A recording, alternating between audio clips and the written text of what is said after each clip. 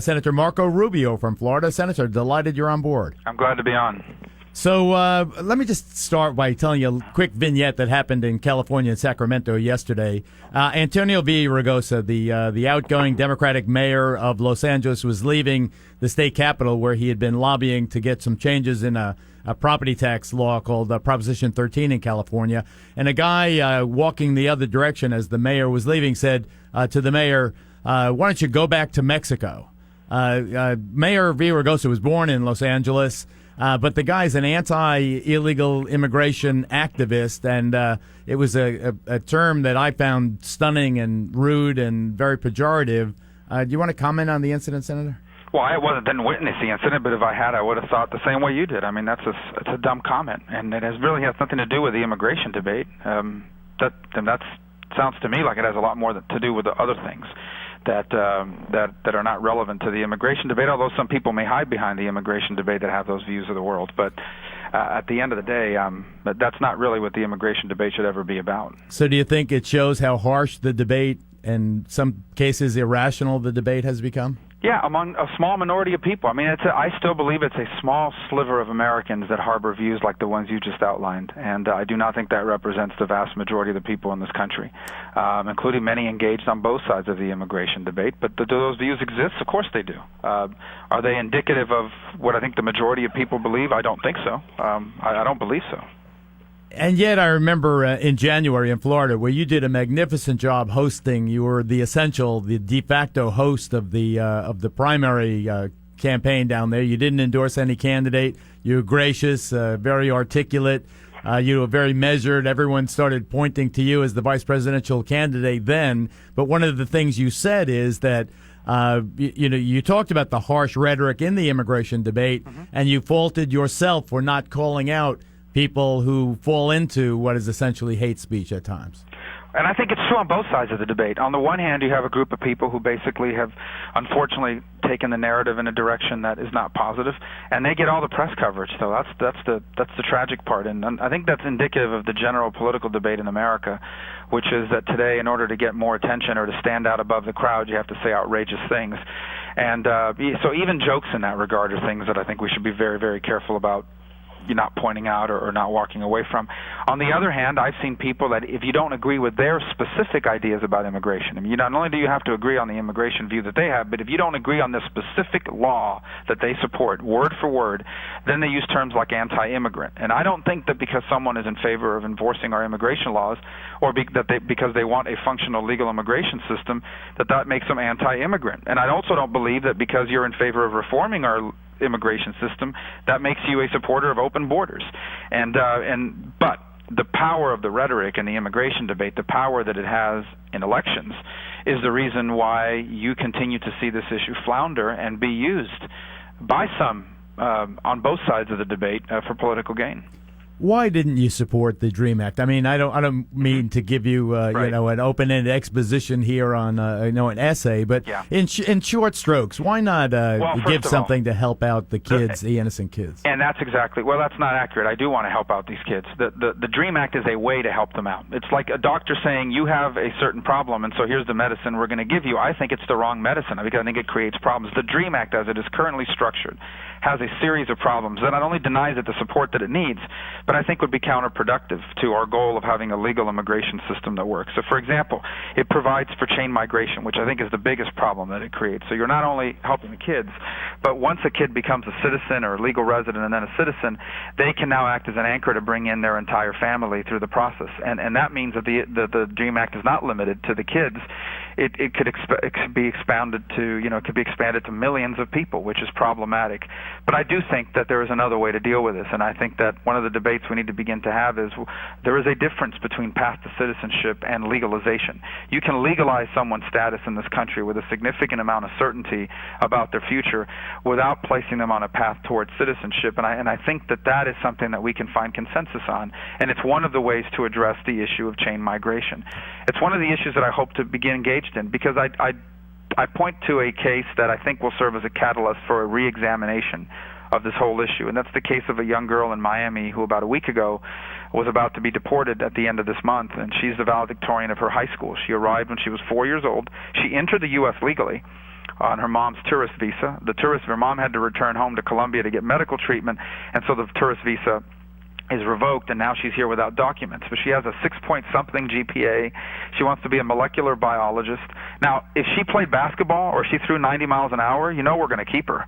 But if she's the valedictorian, we're going to deport her. It makes no sense. And I think people can look at that and say, these kids didn't do anything wrong. Their parents brought them here. Let's figure out a way for them to be legalized in this country so they can contribute to our future.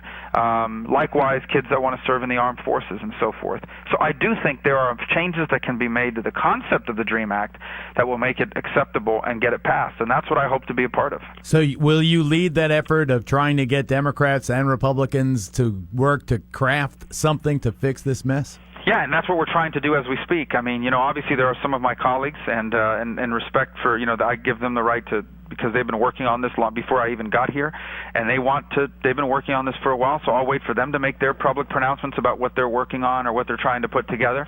But it's also something we're trying to build consensus around. Here's the thing that really troubles me about this immigration debate, and that is that it's become a source of conflict. Immigration has always been, for most of our history, a source of pride. It's something we brag about. It's something we have in common, because it's very rare to find anyone in this country that is but 1 or 2 generations removed from an immigrant. Right. So it's something that's always made us proud, okay, as a country. We brag about the fact that we have immigration in this country. Now it's something we fight over. It's something we argue about. It's a source of division and a source of conflict. And so that's why I'm so careful about how we engage in this, because I don't want it to continue to be a source of conflict, because if immigration becomes a source of conflict for our country and continues to be, it has an impact that goes well beyond just the immigration.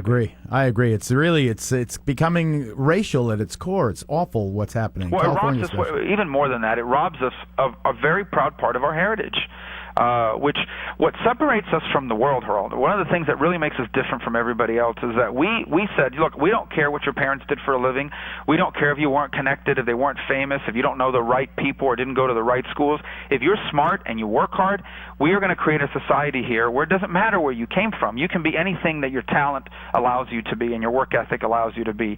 Other countries don't believe that. They think that success is only limited to the people that were born to successful people. And we challenge the world, and if you read the inscription on the plaque on the ellipse in the Statue of Liberty, it challenges the world. It says, send us these people that you think can't succeed, and we'll prove to you that in a society like ours, anyone can succeed. We've got to remember that, because if we lose that, then we lose the essence of who we are. Senator Marco Rubio, my guest. 2 quick ones. I know your time is limited. Rick Santorum in Puerto Rico yesterday. Puerto Rico holds the big primary on Sunday. Its big Republican primary, said that for Puerto Rico to become a state, they have to adopt English as an official language. So they have. It is. English is the official language of Puerto Rico. Well, it's English and Spanish they use in all the documents. Hawaii, the official language is Hawaiian and English. Right. And so what do you say about Senator Santorum? It's not a big deal. I mean, it's not. It already is. English is already the official language of Puerto Rico. Anyone who travels there will find that the vast majority of the young people speak it, or it's taught in the schools. It's not that big of a challenge. It's not. It really isn't. I mean, Hawaii is a perfect example. It was one of the latest. So it was, I guess, the latest state to be in the 50s. Hawaiian and English is the official language of the state, and I think having Hawaii as a state has made the country a better country. And I would say for Puerto Rico, the people of Puerto Rico are going to have to make a decision about their status. And right now the debate, I think, is between enhanced Commonwealth status and statehood. And my concern, the English thing's not a big deal at the end of the day, because English is already the official language of Puerto Rico. I think the bigger deal is going to be whether there's a strong consensus. Because if it's 50-50, 51-49, you don't really have a strong consensus behind one status versus the other. I think that's more problematic, because now you've got a state coming in that doesn't want to be a state, or maybe half the people don't want to be a state. So that's what I'm more concerned about than the language stuff. I've got to go, but I just can you give me 30 seconds? Do you believe the Obama administration has lost focus on Latin America? Oh yeah, I do, and more than lost focus, I don't think they have a clear focus, and I don't think it's by design. I just think that the world's complicated, and there's a lot of problems all over the world. But we need to start focusing again. It's not so much because of the challenges, but because of the opportunities. Mexico, for example, is an extraordinary opportunity for this country, as Mexico already has some good news economically. Success and prosperity in Mexico means success and prosperity in America, especially in the Southwest states, and it's a strategic advantage. At a time, but would you accept if Mitt Romney asks? Oh no! Oh, except what? The vice president? Yes. No, there's some things I'd like to get done here. You're saying no, no, no? Yeah, I'm focused on being here in the Senate. I mean, this is what I wanted to do. I know you're focused, but would you reject? Would you refuse the nomination? It doesn't work that way. I think we've made it pretty clear that this is not a process that we want to be a part of. We're focused on getting some things done here in the Senate. You don't want to be vice president? Not now. No. When?